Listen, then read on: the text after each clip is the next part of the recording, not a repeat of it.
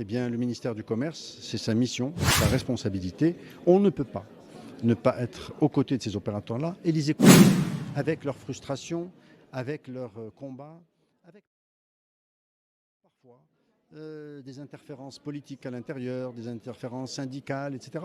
Mais tout ça est normal et sain dans un corps qui vit au quotidien.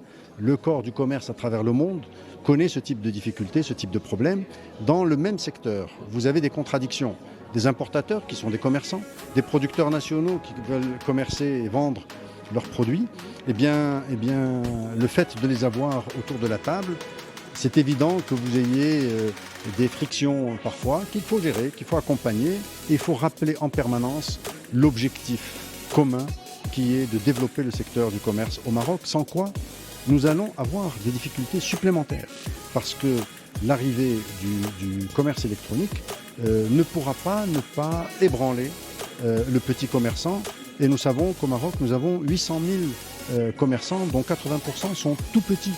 Donc ces petits commerçants doivent être protégés, accompagnés et on doit supporter en cas de besoin les difficultés, les conflits.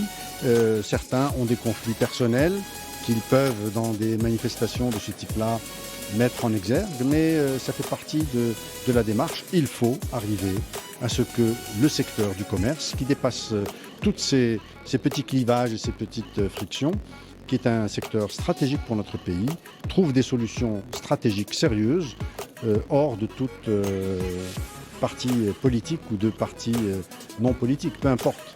On ne va pas perdre le cap. Nous avons des orientations de Sa Majesté qui sont très claires. Nous n'y dérogerons pas. La clé de réussite de cette stratégie, c'est le financement. Vous avez parlé d'un manque de financement. Comment aujourd'hui vous comptez mobiliser ce financement? Autre chose, quels sont les garde-fous que vous allez mettre en place pour toucher ce petit commerçant?